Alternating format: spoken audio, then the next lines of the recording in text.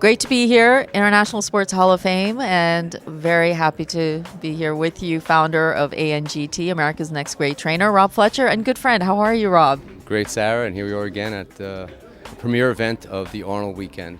Truly incredible what Dr. Robert Coleman has built, adding to his tremendous empire, but in this case, really giving back to people. Can you share a little bit about what's going to happen today? Sure, well, yeah, obviously we have great people being inducted. We have Boss Root and Ronda Rousey, Phil and Jan Todd, Phil Keegan. So it's going to be quite an event, and basically what this is, it acknowledges not athletes, competitors, or those with tremendous accomplishments, awards, or accolades, but more so for their giving back to society, their contributions that they make to people. It truly is a premier event. It's very memorable. We've covered it over the years, and grateful to be a part of it. And certainly you have led many interesting lives, Rob. So you've done a great deal of things, and you're gifted, and you are also one of the Hall of Famers, right? Well, Dr. Robert Goldman, 2011, gives me a call, and I've known him for quite a while, but he said he's starting the International Sports Hall of Fame, and he invited me to be one of his top global advisors. So that was years ago, and to see what he's done with it is incredible. It's phenomenal. It truly is, and his involvement with philanthropy. He's given back to children, to great causes, and this is his year with Arnold Schwarzenegger with his Lifetime Achievement Award. That's it, Sarah. You got it. It's phenomenal. So thank you for your time. Grateful to be here, and grateful to have you in my life as well, Rob Fletcher. Right back at you, Sarah. Thank you. So excited to have world champion Anne Maria. How are you, Anne Maria? I'm just great. We're back here again. It's been a few years, but I'm so excited to have you here so we can share a little bit about what you've been up to. A lot of exciting things. Yeah, since the last time I was here, I've moved, I think, several thousand miles away and started another company in another country, but it's been a good couple of years. What I love about your story is that it's far beyond just being a super athlete. It's all of the great things that you're accomplishing. I mean, Forbes has listed you as one of the most, I would say, impressive, powerful women, on the rise. And education, you're big on education and children, just as I am. So that really is a big thing that's happening now with you, right? Well, yeah, that's why we named our company 7 Generation Games, because the thing that you can most do to affect the next generation, I think, is to educate this one.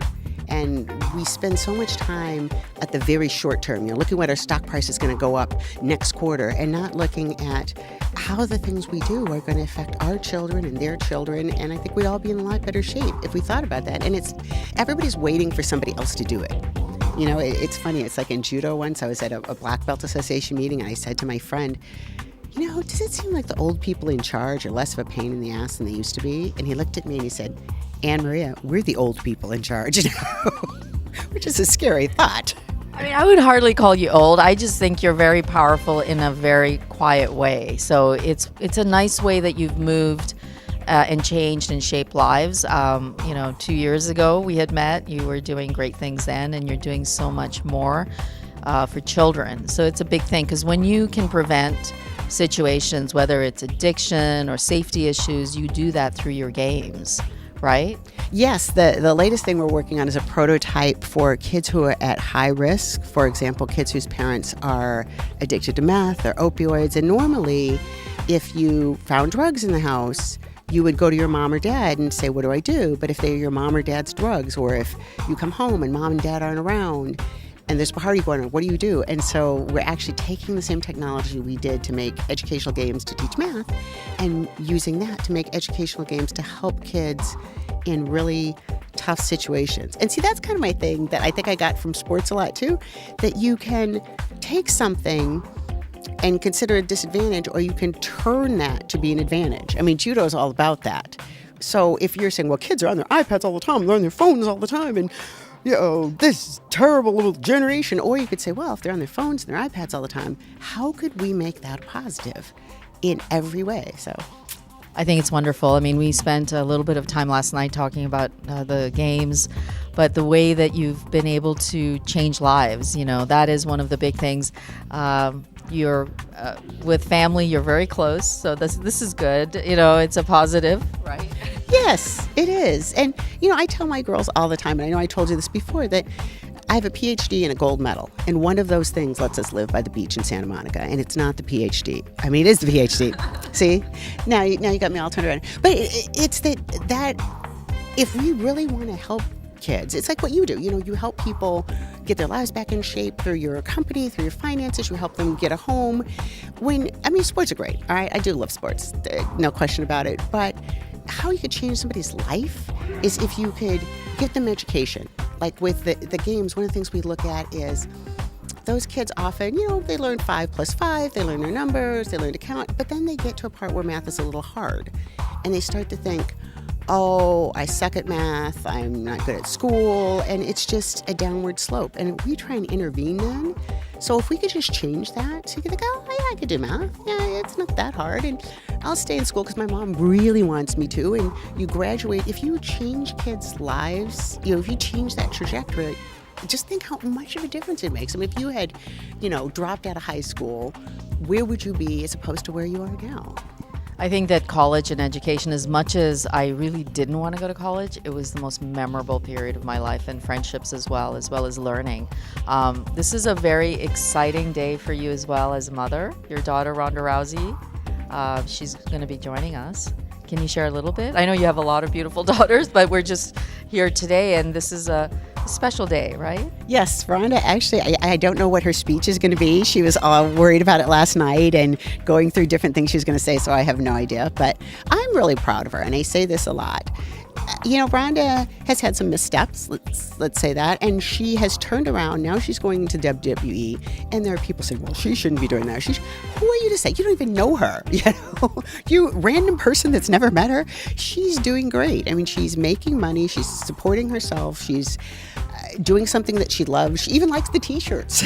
I'm thrilled. I love WWE. I was thrilled. I think it's fantastic. I think any move is good, and she has done remarkable things, and she comes from a wonderful family. I've seen the way you operate. You come from the heart, and you do care, and you've done an awesome job with her. So power to her for signing on with the WWE, because people are looking forward to watching her in action, and it's fun. It's a fun period too. Well, I always say don't let yourself be defined by other people's expectations. So if other people say, well, you have to follow this path, no, you don't. If this is what you want to do and it makes you happy and it makes other people happy, why not? And it's fun. She's having a great time. They had the event in Anaheim, and my little niece had just turned 6, so she took her out and they played the Frozen theme at the whole Anaheim Stadium, and Rhonda and Amelia did cartwheels around and danced around. Life doesn't have to be that serious all the time. I know. I think it's wonderful that she chose this path. I really do, and I think that it's exciting. I think it's great for women, for girls to watch her in action, and she made a good choice. She made a great choice, and I just want to thank you for joining us here. I really do, with ANGT TV, and we are blessed to have you here. Oh, well, thanks for having me. That was so kind of you. Thank you so much, Anne Maria. We're here with Alan Goldberg. He's with the International Sports Hall of Fame Board of Directors and so much more. Alan, can you share a little bit about what's happening today and a little bit more about yourself as well? Okay, where do I start? Let's see. Well, we're here. You see it has expanded. We're doing more and more. Dr. Bob's doing a great job in what he's doing. I'm here to support him from day one. I'm one of the first martial artists on the board. Been helping Bob again. And Bob and I met through my event that I do in Atlantic City. It's called the Action Martial Art Hall of Honors, the largest martial event in the world. And, we help each other. That's what it's all about. Life's a team sport. That's what it's all about, supporting each other. Great causes Dr. Bob has been involved in, a lot of philanthropy, surrounded himself with some amazing people like yourself. And this is such a premier event. Oh, yeah. 100%. Dr. Bob never looks for cut corners. And that's been even my secret, that if you cut corners, people notice it. So you don't cut the corners and people just say, oh, wow, look at that, look at that. So it's a different image that he's produced over the years with what he's doing. Definitely. I mean, it is truly, I've covered it for a number of years, this event, and it's a class act. There's just wonderful people and a lot of giving back, being able to make the world a better place. So I feel very grateful to have you here. I know you're very busy. It's a busy day with wonderful people coming and being in the Hall of Fame this year, to name a few, Ronda Rousey as well, right? And what are your thoughts? Listen, Dr. Bob and us with the board of directors, we work very hard to pick the right people. So when the vote comes through, even when the vote gets to me, I already know it's right because Dr. Bob wouldn't let it be vetted otherwise. Thank you for your time, Alan Goldberg. Appreciate it. Thank you. Really excited to have Stephen Hayes here. He is the first American ninja. Believe it or not, this is really very, very impressive. How are you, Stephen? I'm doing great, Sarah. Good to be here. So, International Sports Hall of Fame, it's a premier event. Is this your first time? No, I've been coming for several years now. I'm an old friend of Dr. Bob's, and it's always exciting to see the lineup. I mean, such a diverse crew. Is this your first time? Or? It's actually, I've done it 3 years in a row, and I love it. I really do, and I'm excited to just meet the people that are involved in it. Dr. Bob has just amazing people surrounding him, such as yourself, with an amazing history. So can you share a little bit about your background? Well, in the 1970s, I gave up my Americanness and moved to Japan to study with the Grandmaster of the Ninja. Now, a lot of people can't believe that. I actually did that. And that was way before there were Ninja Turtles or anything like that. Yeah, it was a very small little training hall. There were like 15 of us. The Grandmaster, the 34th Grandmaster of the Togakure Ryu ninja tradition, had just inherited the lineage. His teacher, the 1800s guy, had just died. And I just found that little door open, walked in, and was able to train. Now, the truth is, I found out years later, they didn't really intend for me to learn ninjutsu from the Japanese, but I was like in my generation, I'm a big guy. They said, we can just try our stuff out on this guy. And a couple days later, he'll think we're crazy and he'll go away and we can go back to training. And I just didn't go away. I just never went away. Thank you for coming on air with us today. Really enjoyed our time here. And thank you for being a part of this wonderful event, Stephen. Yeah, wonderful, Sarah. Thank you so much.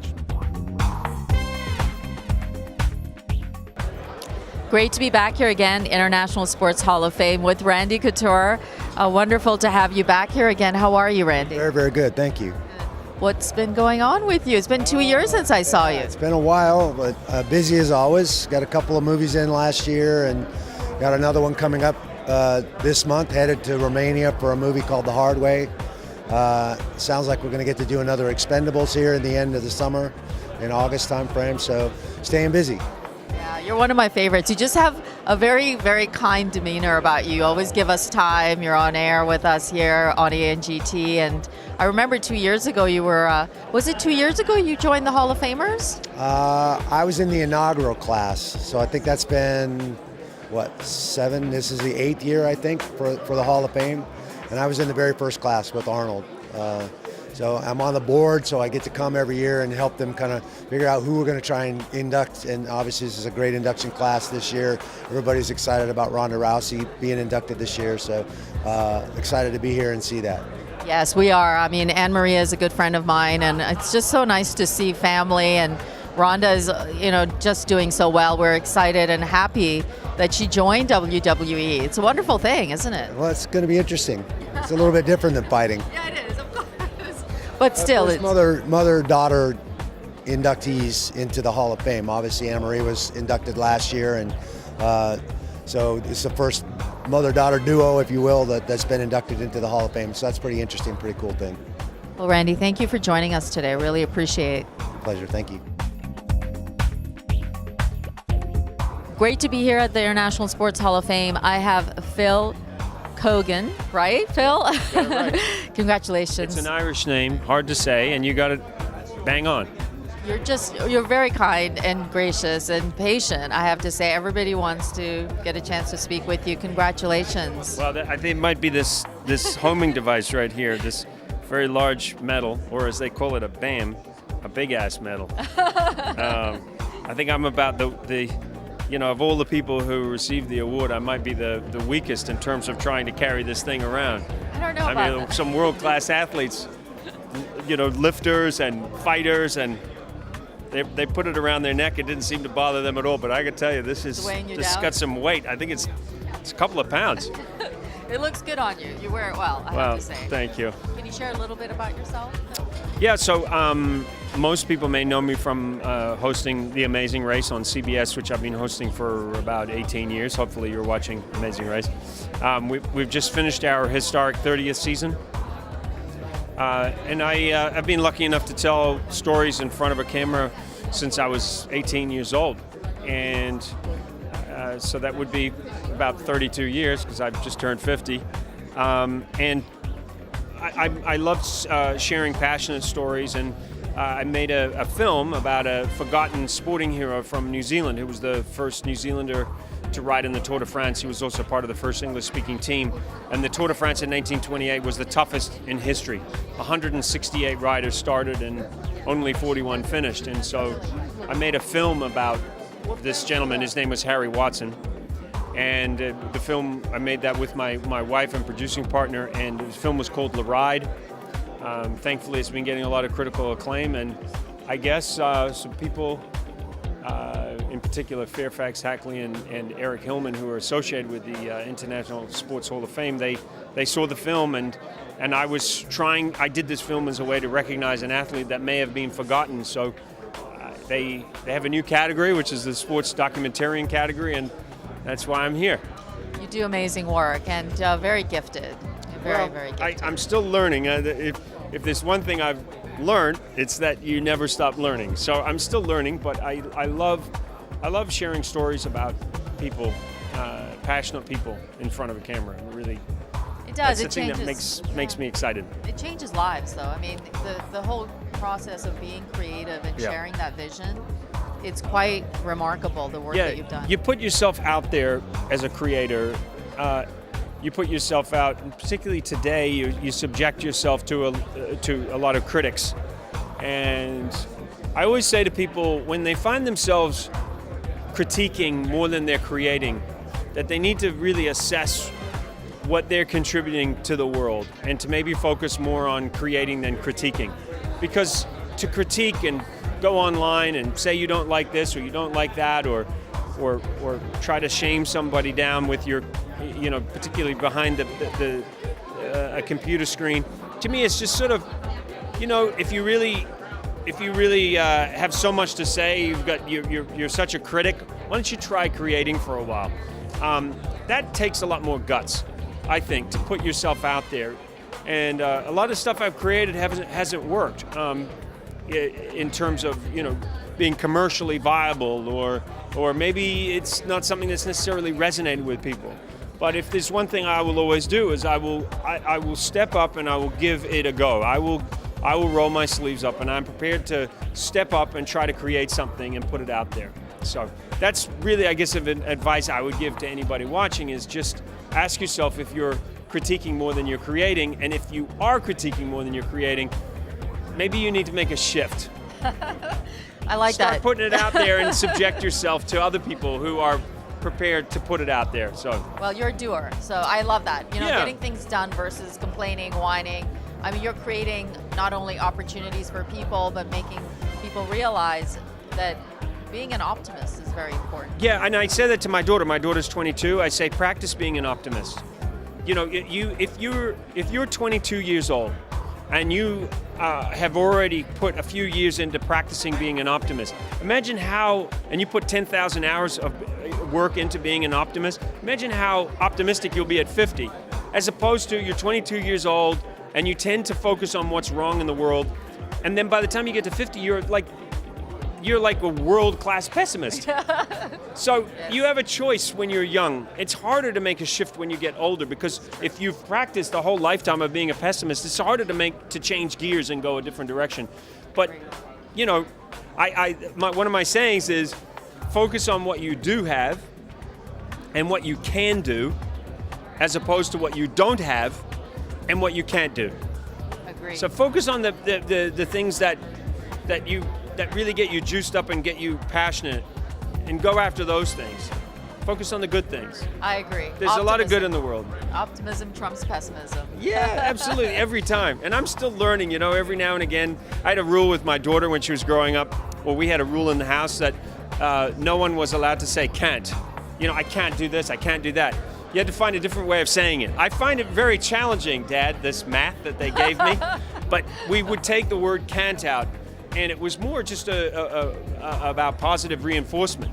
That if you really believe you can do things, and you take those words are very powerful in that visualization, and so, yeah. Thank you, Phil. Congratulations. Yeah. Really lovely. Wonderful to Yeah, lovely to talk to you. Thank you. Yeah. Really excited to have a wonderful boss here today. Wonderful boss. That's a great name. Yeah, I know. You are a wonderful boss, aren't you? Not my boss, but someone's, I'm sure. Yeah, right. Yeah, I am.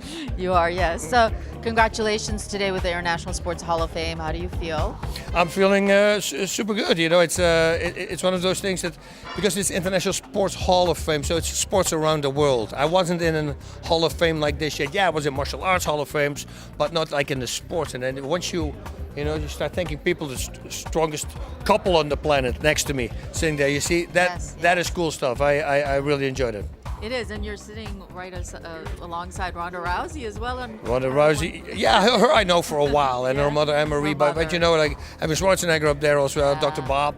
I mean, all the crazy things that he used to do as an athlete, it's just bizarre. I show it to all my buddies all the time. Like I said on stage, I tell this to everybody. I say handstand, and then you're going to have to do push-ups upside down.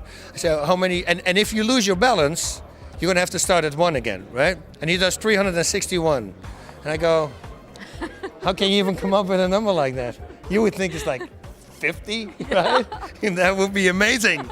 I love it. I love your energy. Really, congratulations. And you do so much good. And a lot of the folks that are here today are all about being of service, giving back. Yeah. Right. That's what life is about. It's all about sharing and helping others, the less fortunate. And if we can all do that, then the world will be a much happier place, right? It really would. So let's share in that. Absolutely. I know there's a lot of people who are waiting to interview you, so I won't keep you, but thank you so much. Congratulations. It's an honor to have Dr. Bob here today, the founder of International Sports Hall of Fame. How are you, Dr. Bob? Good, still alive. You always do such a terrific job of this event. It's memorable. It's a premier event. And this year, Lifetime Achievement Award, yes? Yeah, I've gotten like 20 Martial Arts Hall of Fame awards, and big trophy rooms filled with all kinds of stuff. But this is the one I've always wanted. This is the one in front of my peers, my teachers, mentors. This is the one that's really the coveted one. This is the one that Ben and Joe Weider, who started bodybuilding, who I knew since I was a teenager. Jack LaLanne, who I worked for in the health clubs. Reg Park, who was Arnold's idol, who was also a mentor. I mean, to be around these kind of people growing up, and then to be on that same stage of being one of those 18 people in history that gets it is really a tremendous honor. It is, but you have done so much. I mean, you are so engaged with community, serving others, which is really number one. Your philanthropy, giving back, children's causes, charities. They're just, I can't even list. There's so many things that you have done. So I feel honored because I like to see that. You have created so many things and opportunities for people. And you're not about just collecting things. You're about creating dreams, and you've done some great things. Well, really, creating industry and opportunity, and leaving the world better and improving. And when you touch other people's lives, when you give, you get. You're not doing the giving to get anything, but it just sort of works out that way. And you have to do it with an open heart and without expecting anything for it. Because it's the right thing to do, and that's really the only reason to do it. It's not just you're doing it because you feel you have to or you're coerced to. It's something that makes you feel good about your place in the world. Definitely. I mean, you've definitely made a mark. You're visionary. I just feel very blessed because I've been covering the International Sports Hall of Fame for a few years, and to be surrounded by such great people. Every person who is a part of this process is really kind and generous, and like you, in really all about life as a team sport, being a part of the community and serving others. Yeah, I mean, this is really a health and fitness family. Whether you're a power athlete, strength athlete, endurance athlete, bodybuilder, fitness person, martial arts person, this is all, and I've been fortunate that I'm sort of in a number of different camps. As a musclehead, as a weightlifter, a power lifter, martial artist, endurance athlete, I kind of got my hand in a few different pots and competed in a number of different pots, and that's kind of fun because these are all just amazing people that I'm always humbled to be around, and I enjoy so much being around, and this is sort of my little giving back to not only these people but also to inspire the next generation coming across. I want to thank you, Dr. Bob, and congratulations on the Lifetime Achievement Award, and thank you for being so kind with your time and generous. Thank you so much. Good seeing you again.